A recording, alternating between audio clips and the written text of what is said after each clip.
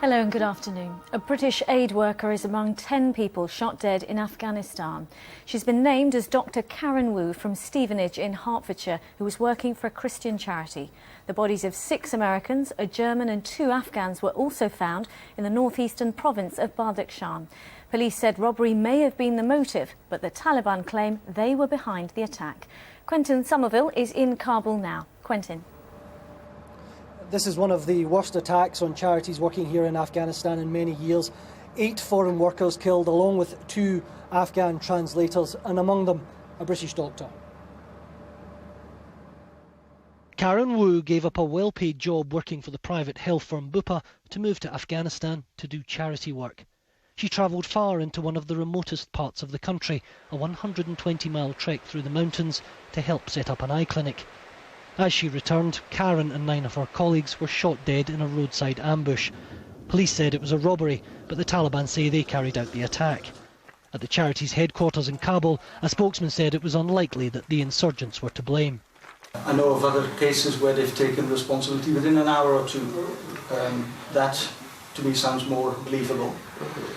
Secondly, according to our sources, that area is not particularly known for an insurgency by the armed opposition group, whichever it may be. Badakhshan has long been regarded as one of the safest areas in Afghanistan. As a result, many aid agencies work there. But in recent months, the threat from insurgents has increased, and that could lead to charities leaving. With each attack like this, the aid workers have had to pull back and have been unable to reach the people who need it the most. So this is a real setback. Karen Wu was committed to Afghanistan. She knew that her trip north wasn't without risk, but as she said in one of her last blog entries, it was worth the effort if it assisted those who needed it most. Well, the families of the victims have been informed, and the bodies are now being returned by helicopter to Kabul for formal identification. From Kabul, Quentin, thank you. Army bomb disposal experts are dealing with a device found near the home of a Catholic police officer in County Down in Northern Ireland. The device was discovered this morning in the coastal town of Kilkeel. Police have asked people to avoid the area while their investigations are continuing. A key dam has been breached by floodwater in southern Pakistan, putting at least 400,000 people at risk. Our correspondent, Orla Guerin, has spent the day with the Pakistan's military on a rescue operation in Sindh, from where she sent this report. A frightening expanse of water. This was dry land 1 week ago. We joined the army on a rescue mission, battling the floodwaters and the driving rains. Well, the rain just started falling here again in the last few minutes, and it's quickly become an absolute deluge. It's going to make any effort to find and rescue people far more difficult. The water has been rising dangerously here, 2 feet in the last 24 hours, and the floodwaters now cover a span that is 40 kilometres wide.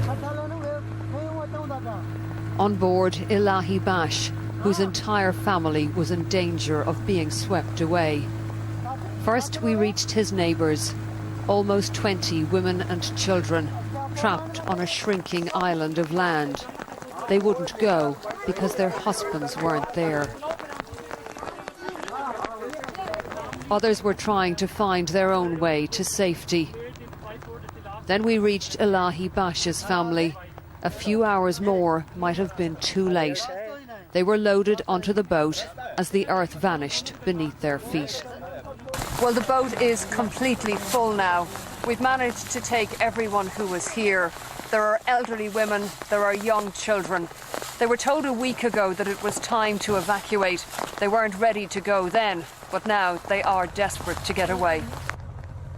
We headed back to dry land, the boat lying low in the water. Izzat Bai was worried about others left behind. Send more boats, she said. There are children waiting.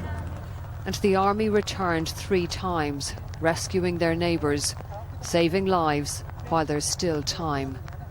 Orla Guerin, BBC News, Sindh. Meanwhile, the son of the Pakistani president says his father has raised more money for flood victims by staying in Europe than returning home.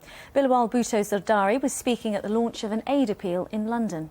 His father, President Zardari, is in Birmingham, where he'll end his visit to Britain with a speech at a rally of his Pakistan's People's Party. And that's it for now. There's more on the BBC News channel, and I'll be back with the latest from the newsroom at 20 to 11 on BBC One. Until then, enjoy your afternoon.